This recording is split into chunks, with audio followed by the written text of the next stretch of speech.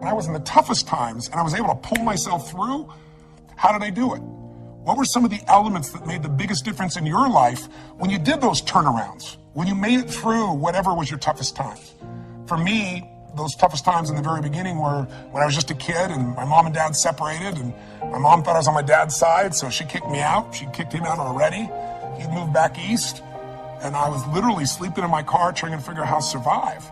And, homeless, trying to figure out what to do. I had to figure out, what am I going to do to change myself? Because first I was just depressed and overwhelmed, and I felt like there was nothing I could do. I had a similar experience in a different way at a totally different stage of life. In my early 30s, when suddenly I was diagnosed of having a tumor in my brain.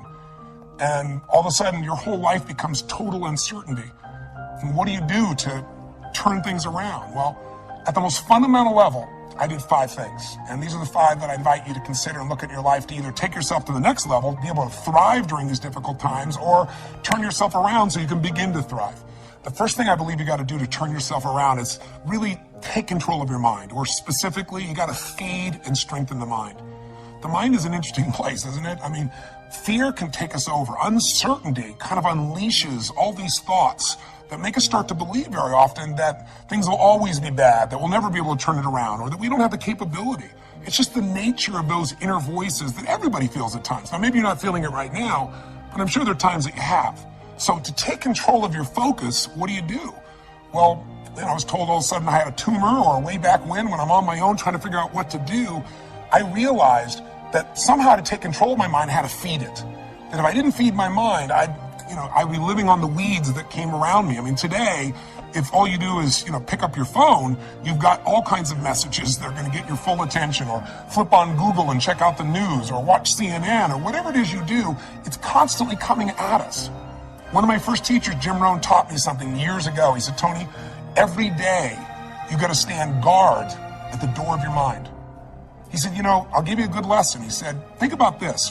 What if your worst enemy in the whole world came and dropped some sugar in your coffee? He said, what would happen to you? And I was just a 17-year-old kid just getting started. And I said, what do you mean? I'd have sweet sugar. He said, that's right. He said, what if your best friend, with the best intention in the world, dropped 1 drop of strychnine in your coffee? I said, I'd be dead. He goes, that's right. So remember, life is both sugar and strychnine, and you better stand guard at your coffee. Stand guard at the door of your mind, because things feed in there and you start to accept them. They start to become beliefs. You start to make up meanings that take over your life. My fastest way of combating that when I was first brand new, just trying to figure out what to do with my life, was to read.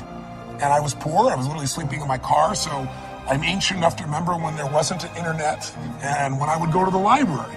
And I would go to that library, and my whole goal was feed the mind. Feed the mind for at least an hour minimum a day, and sometimes more than that, where I would read somebody's biography. I'd read the story of somebody who went through some unbelievably difficult time and how they turned it around. And it gave me perspective. Or I'd read a book like As a Man Thinketh. If you haven't read it, it's worth reading again and again. You can read the book in about 20 minutes. Or I'd read Man's Search for Meaning, where all of a sudden Viktor Frankl, a man who was literally living at that time in Auschwitz, losing all of his family, and he figured out how to make it through that time and add value. These stories, these things fed my mind something nutritious, something strong. If we are what we eat, we are what we read, we are what we listen to. Later on, I began to feed my mind, about understanding the ideas around health principles and how people had turned themselves around who had tumors, who had cancer.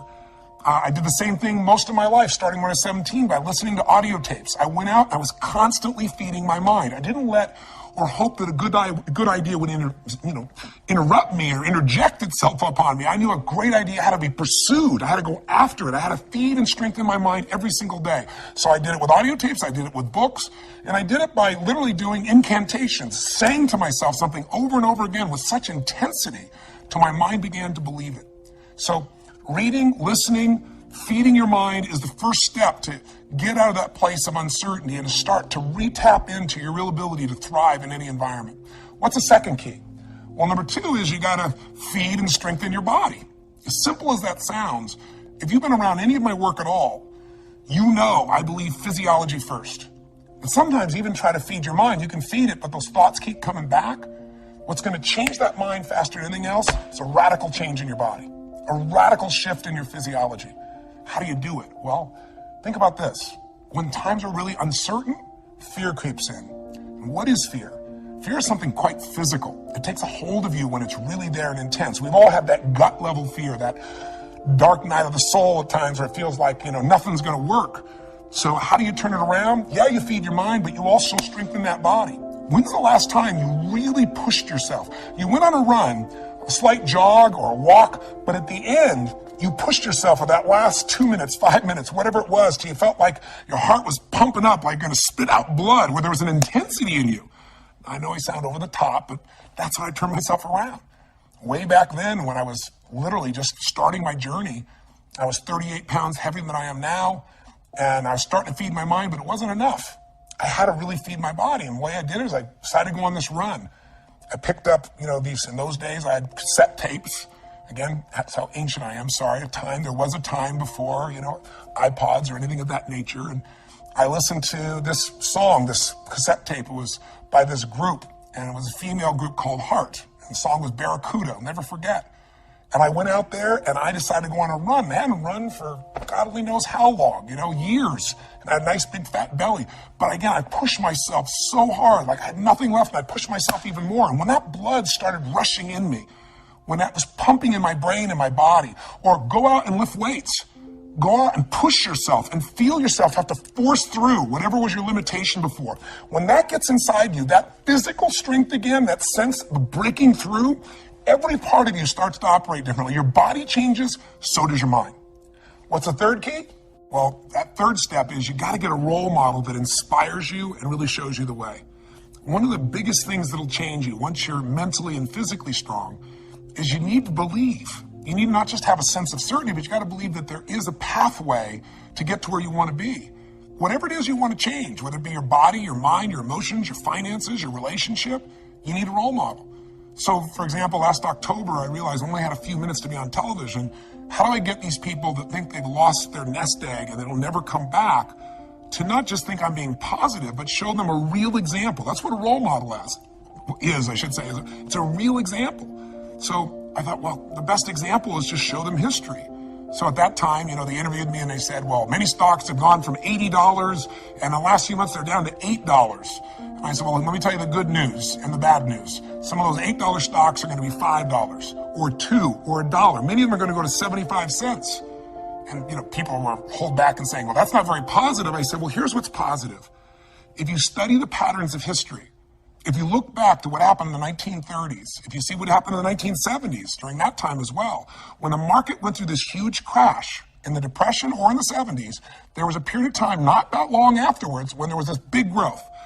An $8 stock that went down to $1 or 75 cents didn't make it back to $80 right away. That took decades. But a 75-cent stock that had been $80 or 50 or 60 would go from 75 cents to $5 literally in a month or two or three.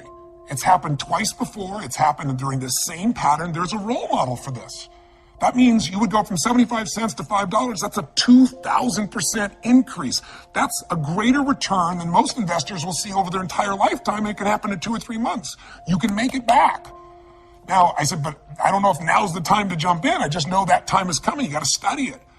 And then, I told investors, look at Sir John Templeton. He had just passed away a few months before. I was fortunate enough to know him. If you don't know the name, he's one of the greatest investors in history. And he became an investor, a billionaire, I should say, by being an investor, and he started with $10,000. How do you do that? He did it because he believed you make all your money at times of maximum pessimism. That was his role model. In 1939, the Depression is going on, Hitler invades Poland, and he's in a place where all heck is breaking loose, and he took his $10,000 and he invested it all he could in the stock market, bought stocks that cost $1. Many of these stocks were near bankruptcy. But what do you think happened after the war? Things got back to normal. The season always comes back. He became a billionaire from those investments. He invested in Japan when no one would invest in Japan because no role model would do that. They just got bombed. The country's down to mud and dirt. He bought things for pennies that grew and he sold them for a huge profit. If you're looking to make your business successful today and you're trying to think, how do I do this in this tight economy?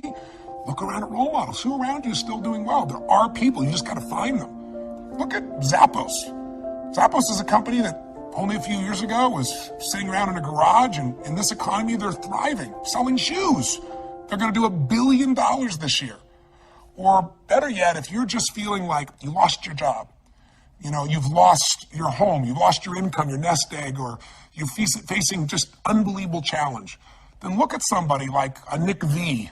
If you don't know what I'm talking about, go to my blog and watch a video of him.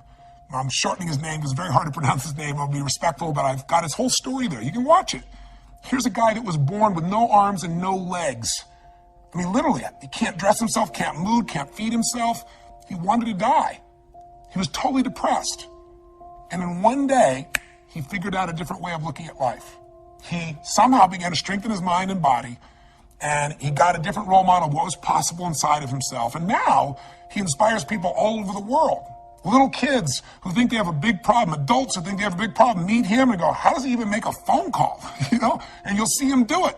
He's got this one little web foot.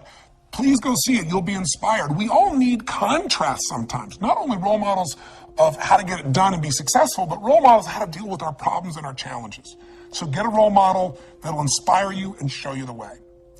And the fourth key now is you've got to get a proven plan, and you got to take massive action. Don't even worry about a proven plan. There are lots of role models. Hopefully they'll prove it to you, but get a plan. Do something. I tell people all the time, you've got to remember the power of massive action. So often in life, people don't begin the journey because they're not quite sure what to do or how to do it right or how to do it perfect. If you want to change your body, get yourself moving. Don't wait for the perfect trainer. Just go out there and move. Put on your shoes and move and get momentum. Just remember, progress equals happiness. If you can start to make progress, if you can get yourself going, even if it's not perfect, if it doesn't work, you know what to do. Just change your approach. If that doesn't work, change your approach. But if there's anything that'll shift your life, that'll get you to thrive in a difficult situation, is take some massive action. Try something else. Change it, try it, move it. I go on and on this, but I want to be respectful to your time, so let me give you the final key, number 5. Number 5, I think, is the most important of all. So just to remind you, first thing you got to do is feed and strengthen that mind. Read, listen, feed the mind. Take control of that focus. Stand guard at what other people are saying. Focus on what it is you're here to give, what you can control, what you can make happen. Number 2, feed and strengthen that body. Remember, fear, uncertainty, they're physical experiences. So the best way to deal with something physical is get physical. Change that body. Go lift some weights. Go for that run. Do something that's going to get you in that state. If you've been to our seminars, you know exactly what to do. But get that hour of power going, that 15 minutes to thrive, if you're familiar with that, to train your body and mind to be strong again. Number 3, make sure you put yourself in that position where you find a role model that's going to inspire you and show you that way. Maybe it's a contrasting role model. You think your life's so tough? Find somebody with tougher who's really turned it around. Or maybe it's just somebody who's really succeeded, that you can now see there is a way. There's a way through. There's a way to make this happen, even in the toughest times. There's always a way. 4, make sure you get yourself into action. Get a plan, take massive action. And then number 5, most importantly of all of them, feed your spirit. Feed and strengthen your spirit. And there's only one way to do that. It's to find what you're grateful for and to take time, whether it be prayer for you or just taking a moment to think about what it is that's so lucky in your life. There's a rejuvenation in our spirit when we stop taking things for granted. And when, most importantly, what feeds your spirit is to give, to find a way to do something for someone else who's worse off than you are. Because what is this all about? It's about strength, and it's about perspective, it's about action, it's about emotion, and it's about heart. And so many people, miss the opportunity to feel like their life makes a difference.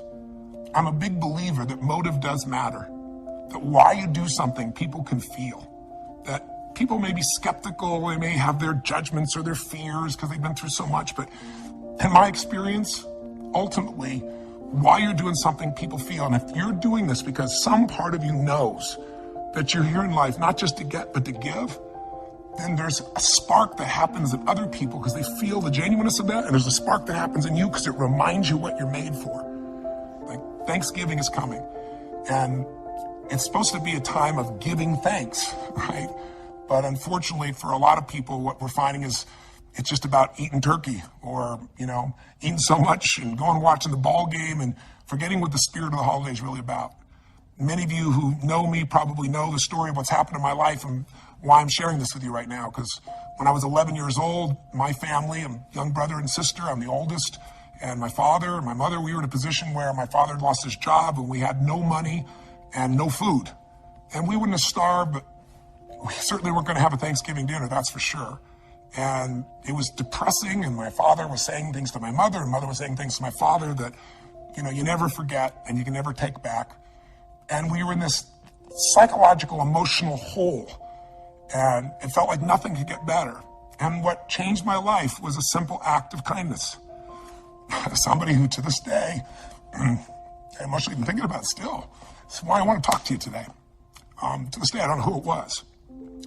But they decided, or knew our family, I guess, and they sent a delivery guy to knock on the door. And, my parents were fighting, so I answered the door. And there was this tall man standing with this big box of food, everything you could imagine for this holiday. And beside him on the ground was this black pan with an uncooked turkey in it. And he said, "Is your father here?" And I said, "Just one moment." And I quickly went over and grabbed my dad and didn't tell him who it was at the door. Just said, you got to answer it. And opened the door. And unfortunately, my father didn't take in the gift. He was angry. He said, "We don't accept charity." He was very intense about it. And it was a seminal experience in my life because I wanted to celebrate. And ultimately, it became a celebration for the rest of my family. But my father didn't take in the fact that strangers can care, that strangers could really look out for you, that there could be an opportunity for you to take in a gift in life. And my father, shortly after that experience, left our family. It was one of the more intense moments of my life. But the beauty that came out of that event is the reason why I'm here right now, not just talking to you in this conversation here on the internet, but the reason I do what I do is because I was penetrated by this kindness, because the meaning I gave it was that strangers care. And if strangers care about me, then I care about strangers. I got to find a way to give back. And I promised I'd find a way to do that. And so by the time I was 17 years old, I figured out how to do it. I wasn't real successful yet, as you might guess, but I said I was going to feed 2 families. And I went to the grocery store and I got 2 baskets and I went around and put enough food, for 2 different families to have this incredible dinner. And I started the journey. And I began by feeding a family with 5 kids who I had no clue, but the father had left, and it was destiny for me. Next year, I decided it was so moving and emotional, I was going to feed 4 families, and I didn't tell anybody. And the next year, 8, because I wasn't doing it for the stars on my chart. But eventually, I thought, God, I could use some help. So I got my friends involved, and gradually I grew some of my small companies, and my employees got involved. And I'm really proud to tell you that, 30 plus years later today, we're in a situation now where through the foundation, together with people like yourself, we feed more than 3 million people last year in 32 countries. So my final kind of offering to you, my invitation is, come join me. Let's go out and touch some souls. What I really want is you to have the experience of reaching out and touching a stranger for no good reason except it's right. Because I know what that'll do to your spirit. If you're successful, it's going to make you feel something more than success. It'll give your life more meaning. If you're facing some real challenges and you enter a place like when I went down to the South Bronx, I'll never forget, and entering a place with no electricity, where people were literally starving, or a man who was literally on the streets, and we brought him this big basket. It was beautiful, and gave him blankets and socks and food. And I literally jumped out of the van. I was with this amazing man from the Salvation Army who was driving me around, and jumped out and handed this big basket, this huge basket to this man. And I mean, first he just looked shocked. Then he started to get this big smile. Then he got teary-eyed. And as I was leaving, there was this moment that you never forget. I sent this video to you to hopefully, during the holidays, add some value to you, to remind you of what I know you know. You can thrive no matter what the obstacle, no matter what the economy, no matter what the challenge. The fundamentals are really basic, and you can take back control of your life. And if you're doing well, it's to say to you, man, you and I, if we're doing well, we have responsibility to give something back. Not only responsibility, but an opportunity. So thanks for listening for so long. I hope this has been helpful for you. Sorry I'm emotional, and I hope this has been helpful to you in your life in some way. And again, I appreciate your time, and I look forward to hopefully our paths crossing again sometime soon.